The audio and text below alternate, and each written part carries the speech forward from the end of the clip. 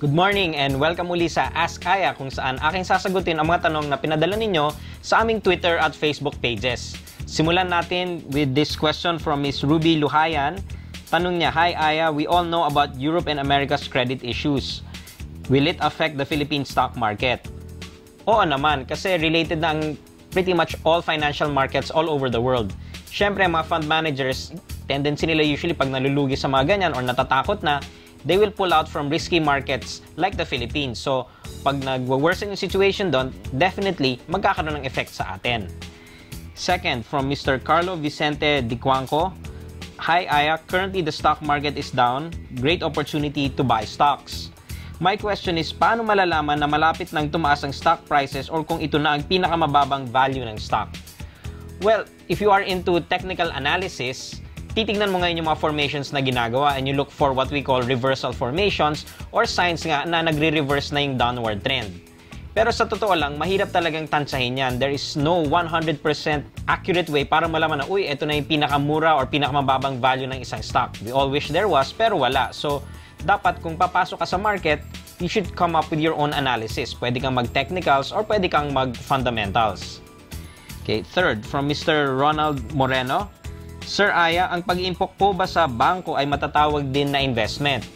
Well, Ronald, yes. Actually, ang pag-iimpok sa bangko, that is the most basic form of investment.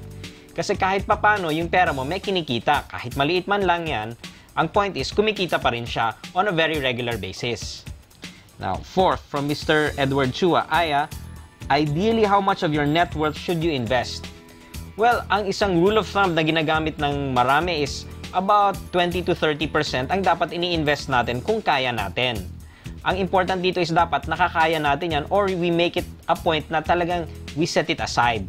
Tulad nga nung pinag-usapan natin dun sa mga naunang episodes natin, we have to commit to an investment amount that we do so on a very regular basis. But siguro if you're starting out mga 10 to 20 at most 30% ng net worth mo ang ini-invest mo kasi any more than that, mahirapan ka na rin i-maintain yung lifestyle mo, mahirapan ka na rin i-maintain yung mga binabayaran mo. Okay, fifth, from Darker Than Black, who's an FB user, he asks, Sir Aya, if you want to be a stockbroker, ano po ba ang kailangan gawin? I've heard that sa US may series of exams pa sila, paano naman yung dito sa atin? Well, if you want to be a stockbroker here in the Philippines, there are several steps you have to go through. First is you have to attend a seminar na kinoconduct ng PSC at SEC. Then you have to take an exam.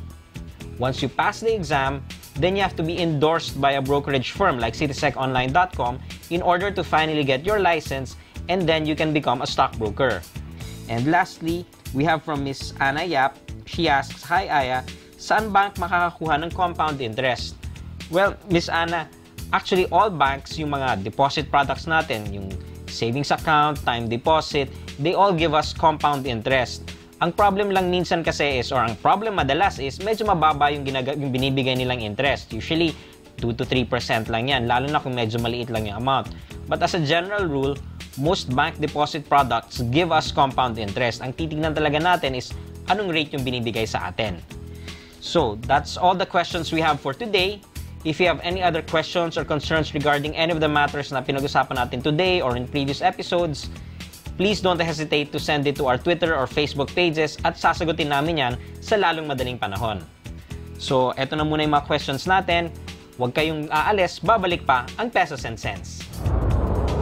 Kung hindi nyo pa masyado naiintindihan ang Aya's investment diagram, huwag kayong mag-alala. In our succeeding episodes, gagamitin namin ito at ipapakita kung paano i-apply sa iba't ibang klaseng investments. Tulad next week, we will return to the stock market. We will take a look at long-term and short-term investing. So until next week, this has been Aya Laraya. Smart investing, everyone!